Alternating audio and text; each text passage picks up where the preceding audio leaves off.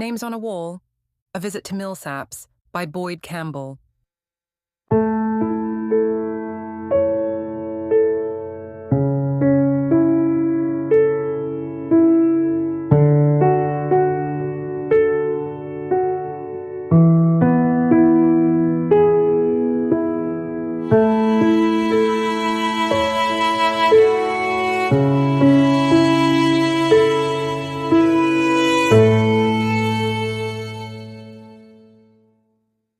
Tell Dave the sheriff is here for him.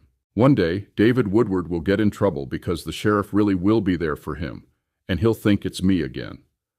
Talking in the lunch line, I get the same looks I always get. At Millsaps, my official title is Weird Old Dude, till they find out who I am. When I was in high school, somebody spray-painted HIXSUX in 6-foot letters on the wall of the B Quad at St. Andrews. "Do you have any idea what it means when someone puts your name on a wall?" he shouted. Well, yeah, I do, actually. I do. Boyd, being a smart-ass, is the #1 reason he hated me, even though I was telling the truth. When I was a student at Millsaps, it kind of bothered me that everybody knew my name was on the wall. Everybody knew who my dad was, my uncle was, my granddad, all the Wingates, Campbells, Flowers, and Boyds, going back to Moses. It made it hard to just be me, which is all I've ever wanted. Campbell Cook, being a 4th-generation Millsaps student, didn't have it so bad because his last name was Cook, even though his first 2 names were James Campbell. I always loved it that his Pike friends called me either Uncle Boyd or Mr. Cook. I never once corrected them. At the student fair, I talked to a woman representing the Millsaps mock trial team. We'd met before. She's very bright. On a plaque on the wall behind her were the names Herman Hines, Warren Hood, Con Maloney, Luther Ott, Army Brown, Tom Scott, Lewis Wilson, and Rowan Taylor. I tried to explain to her what that meant, but my words came out broken and confused. What use is it to make somebody a life trustee if I'm there and they're not? They weren't supposed to leave me alone in the world. Some bitches. 2 or 3 times a week somebody will say, "How's Millsaps doing?" "Well, I just came from there. Let me give you my report." Like most of the time I go on campus, my aim was to give it a good look-see, from top to bottom. I think I'm being subtle and stealthy. My sister and my friends remind me that's not entirely something I do, ever. Even if I don't say anything, somebody's going to say, "Oh look, Boyd is here." I had 2 purposes. One was to be seen. People need to know I'm strong and I'm engaged. Nobody is supposed to worry about me, ever. I worry about them. This is not negotiable. The other, more important purpose is for the students to know that I see them. Not only do I see them, I'm interested in them. I care. I care about their experience at Millsaps, and I care about them as a person. They're part of the family now. I'm good old Uncle Boyd. What they don't know is that this is a lifetime appointment. Maybe not their lifetime, but certainly mine. About once a week I'll tell Little Bird, "I can't promise to love you to the end of your life, but I can promise to love you until the end of mine." At the Millsaps Pride table, they had hard copies of Casey Parks's book, Diary of a Misfit. That made me happy. Casey came to Millsaps from a rural Louisiana town. She wasn't ready to tell anyone she liked girls, but she did. Her experience at Millsaps, and at Cups Coffee, made her realize it was okay.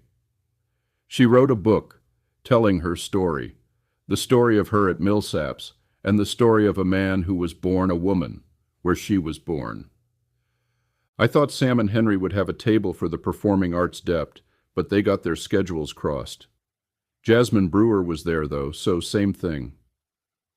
I think there are 2 or 3 copies of Jasmine. She's pretty useful. I had a nice, long visit at the Financial Affairs office. I told you it was a top-to-bottom examination. I laughed. They checked out 2 very valuable paintings from the library. Millsaps has a pretty substantial art collection. Millsaps has a very progressive and impressive financial package to offer students. Next year, two of my dearest friends are either committed to or strongly considering Millsaps for their daughters. Guess who will be spending more time on campus? I'm sure at some point one of their friends will say, "Who is that weird old dude who keeps asking about you?" "Ugh, it's a friend of my mom. Ignore him." I'm okay with that. As long as I get to report back, your child is happy, well-fed, and making friends, then I figure it's all good.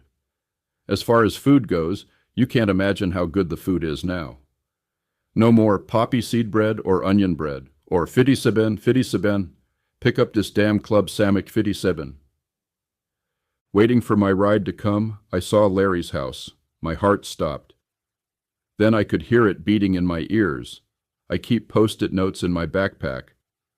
I thought about leaving a note. "Hey dude, I came by but you weren't home. They said you're not coming home again. That doesn't seem right. You were always so careful with your health. How did you go before me?"